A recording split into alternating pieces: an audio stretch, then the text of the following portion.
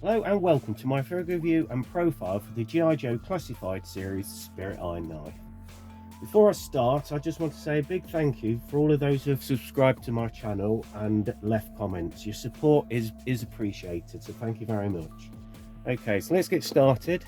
He's number 36 and a member of the G.I. Joe team, and he comes in the old window packaging. Okay, if we have a look at the artwork on the front, you'll notice this is a little bit different from what we're used to, and this is because apparently it was done by a Native American artist, which I think's a nice touch with the figure involved. So if we look at the picture, we can see we've got Spirit Iron Knife there with Freedom flying high above. Turning it round to the side, we get another picture of him there and one down the bottom of him out in the wilderness.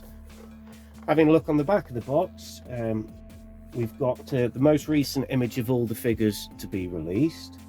Okay, and last of all, we've got the icons on the side. Again, I always go over these in more detail in the profile, but for now, we've got the first one, which is his role. So you see there, that's ornithology. No, I'm kidding, really, it's recon. Second one is a gear type that they use, which is like weapons. Third one is a skill that they're very good at, and that's, I think, stealth.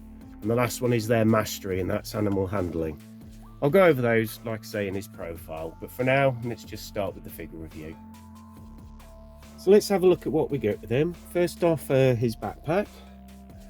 We have some nice detail on the ammo packs and the pouches, and we get a perch for Freedom with 2 pinholes in that he can plug his feet into, and we also get another pin on the side that he can attach his sniper rifle to. Right, next up, Freedom. Spirit is the third figure to be released with a critter, the other two being Snake Eyes and Cropmaster, and they have done a good job here. His head moves up and down, and his legs also move. Okay, you get 2 sets of wings with him. One set are open, and the other set are closed. Okay, and there's some really nice detailing on these opened wings, as you'll see in the picture. Okay, and you also get 2 pins on Freedom's feet, and these are to plug into either the arm guard on Spirit there or onto his backpack. Okay, next up is sidearm. I think this is a new mold. If you look closely, you can see the image of an eagle on the barrel, which I think is a nice touch with her Spirit. Okay, next up is a sniper rifle. Okay, I really like this. They've done great detailing from the scope down to the wooden finish, and again you get a detachable mag that is becoming something part of the G.I. Joe range. Right, and last of all is knives. There we go. We get 2 different knives. The silver one's got some lovely detailing on, but for some reason we only get one with a painted blade. Has the price of silver paint gone up, Hasbro? I mean, you put that much effort into his sniper rifle, why not do the knife? Just dab it in some silver paint. It can't be that hard. Okay. Right, now for the man himself. We get a nice head sculpt here with nice little touches, such as his hair hanging over the bandana and his plaits being held in place by these 2 red bands. On his torso, we get the classic blue shirt with the rolled up sleeves, with an emblem on each shoulder with a red undershirt. On his bandolier, we get the G.I. Joe GoPro, a couple of painted grenades, and a really nice touch here is this Native American scabbard, complete with all the little leather tassels. Just look at the attention to detail there. Okay, if we move down, we've got his belt buckle, nice little silver western looking belt buckle there. On his arm guard, we have several pinholes. These are so you can attach Freedom to, and he has a couple of copper bands there. Right, let's have a look at his pants. That's what she said. On his pants, we've got nice texture detailing all over, as we have done with many of the other figures. We have a scabbard and a holster for a sidearm.